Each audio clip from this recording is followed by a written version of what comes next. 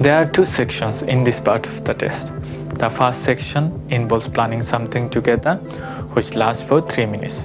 And the second part requires you to engage in discussion that lasts for 4 minutes. So get familiar with what you have to do to deal with each of these situations. In the first section, the examiner asks you to plan and decide something together. In the beginning, the examiner gives you a list of suggestions for things to talk about and reads out this list. First, you need to choose an option from the list on the left and then plan and decide what to do about it using the ideas on the right. So in this phase, your job is to discuss, make and respond to suggestions and come to an agreement at the end. It is a good idea to start the planning task by checking that you and the other candidate understand what you have to do. When you give your opinions, try to support them with reasons and use a number of different ways to express your agreement or disagreement. And don't forget to focus on your partner's ideas and opinions as much as you do on yours. You both have only 2 minutes for this, so keep the conversation moving forward. You could use linking words and phrases rather than just listing your ideas one by one. And more importantly, react and respond to what the other candidate says and ask to develop a conversation. But you should never memorize answers. This is a very bad idea because the examiners are trained to spot them. Only focus on developing your speaking skills so that you will be able to respond to any situation in the exam. Though there are certain question types that always appear and you can study and learn the functional language used to answer them. So let's look at some expressions that you need to learn.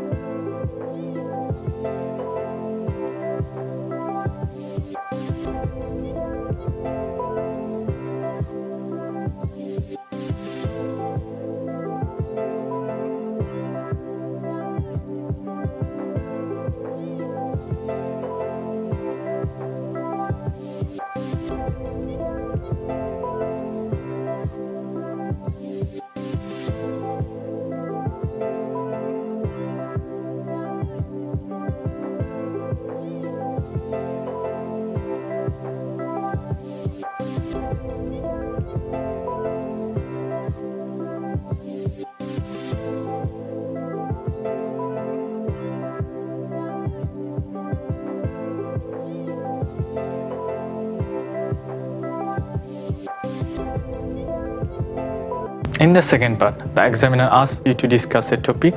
This is usually connected to the plan that you talked about before. First, turn towards your partner so it's easier to talk together. And try to speak clearly at all times so that the examiner and your partner can hear you. Don't try to use advanced words and grammatical structures that you don't know how to use correctly. It is much better to use simple structures and get the sentence correct than trying to use very complicated structures and making mistakes. If the other candidate isn't speaking very much, be prepared to ask him or her some questions to help the other candidate. On the other hand, if the other candidate continues speaking for too long without allowing you to speak, you should stop him or her politely saying, "Excuse me, can I speak now?" or "Can I say something here?" Remember, it's a conversation between you and your partner. The examiner will not join in unless he or she thinks you are unable to continue talking. So it is really important for you both to keep the conversation going. Don't forget that preparation is key to passing the exam. So try to focus on developing the techniques and skills that will help you to get the pass result. The best way to practice these skills is to find a partner who is at a similar level of your ability, with whom you can speak English to communicate and engage in discussion. This will boost your confidence and help you to cope with the pressure you will be having during the exam. So best of luck.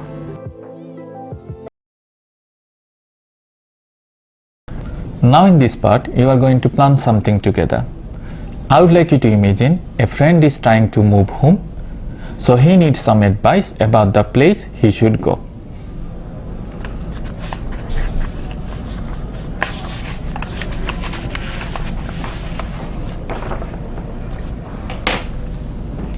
First talk together about who to ask for advice, neighbor, friends or family. Then plan and decide what support to get, where to look for buying a new house, and what advice to give someone moving home.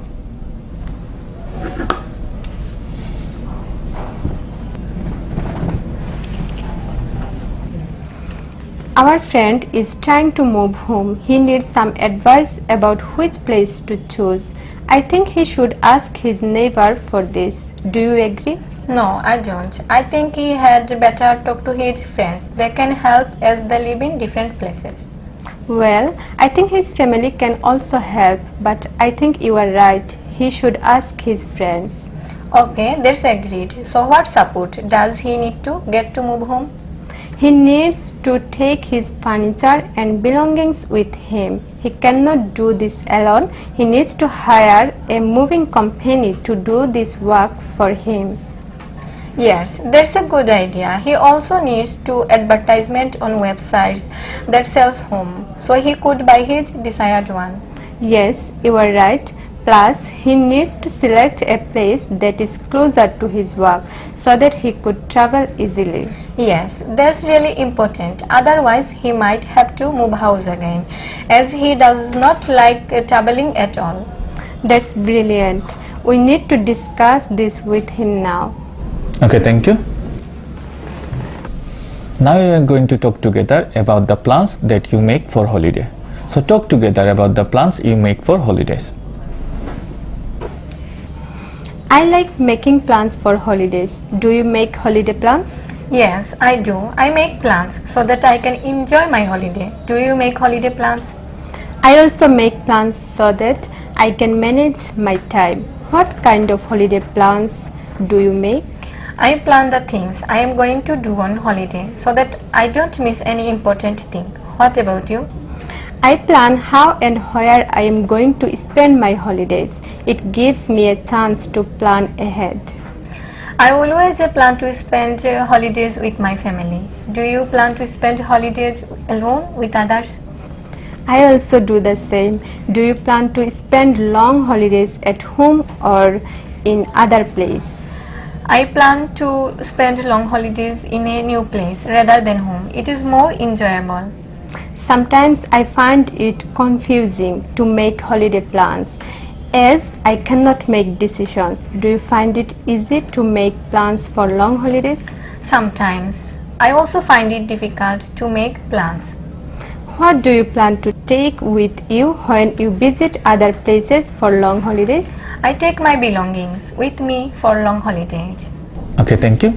That's the end of the test.